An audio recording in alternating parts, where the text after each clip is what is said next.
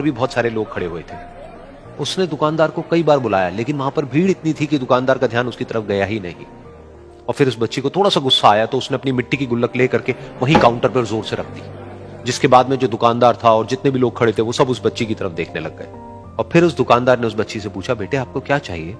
तो वो बड़े ही भोलेपन से बोली कि मुझे एक चमत्कार चाहिए। ये सुनकर के दुकानदार को कुछ समझ नहीं आया, ना ही वहां पर जो लोग थे उनको कुछ समझ में आया, और सब उसकी तरफ देखने लग गए। फिर दुकानदार ने बोला, बेटे चमत्कार तो यहां पर नहीं मिलता है। तो बच्ची को लगा कि वो उससे झूठ बोल रहा है, तो बच्ची ने कहा कि मेरी गुल्लक में बहुत पैसे हैं, आप बताओ आपको कितने पैसे चाहिए, लेकिन मैं आज यहां से चमत्कार लेकर के ही जाऊंगी। तो वहीं काउंटर पे एक और आदमी खड़ा था, उसने उस बच्ची से पूछा कि बेटे क्यों चाहिए तुमको चमत्कार? तब उस बच्ची ने अपनी कहानी बताई कि अभी कुछ दिन पहले मेरे भाई के सर में बहुत तेज दर्द हुआ, तो मेरे पापा मम्मी उसको हॉस्पिटल ले गए। उसके बाद कई दिन तक मेरा भाई घर नहीं आया। तो मैंने कई बार अपने पापा से पूछा, लेकिन उन्होंने मुझे कुछ नहीं बताया। उन्होंने बार बार यही कहा कि वो आ जाएगा, वो कल आ जाएगा, वो कल आ जाएगा, लेकिन वो आ ही नहीं रहा था। तो मैंने देखा कि मम्मी रो रही है, और पापा मम्मी को कह रहे थे कि उसकी दवाइयों के लिए और उसके इलाज के लिए जितने पैसे चाहिए उतने मेरे पास में नहीं है, अब उसको कोई चमत्कार ही बचा सकता है। तब मुझे लगा कि अगर मेरे पापा के पास में इतने पैसे नहीं भी हैं तो क्या हुआ, मेरे पास में तो है। तो मैंने जितने भी पैसे जोड़ रखे हैं वो सारे लेकर के मैं इस दवाई की दुकान पर आई। फिर उस आदमी ने उस बच्ची से पूछा, कितने पैसे हैं तुम्हारे पास में? ये सुनते ही उस बच्ची ने अपनी गुल्लक उठाई, जमीन पर फेंकी और तोड़ दी, और पैसे गिनने लग गई।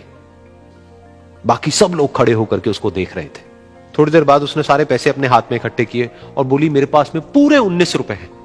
वो जो आदमी वहां पर खड़ा था वो थोड़ा सा मुस्कुराया और बोला कि अरे तुम्हारे पास में तो पूरे पैसे हैं, इतने का ही तो आता है चमत्कार। ये सुनकर के वो बच्ची बहुत खुश हो गई और बोली कि चलो मैं आपको अपने पापा से मिलवाती हूं।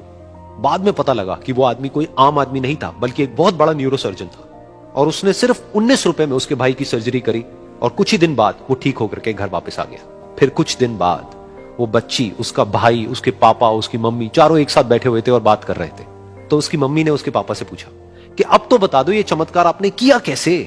तो उन्होंने अपनी बेटी की तरफ देखा और बोले, ये चमत्कार मैंने नहीं, इसने किया है।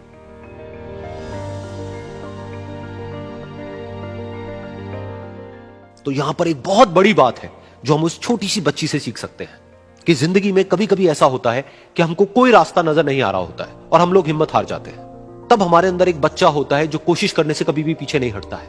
वो हार मानने को तैयार नहीं होता है क्योंकि उसको ना शब्द समझ नहीं आता है।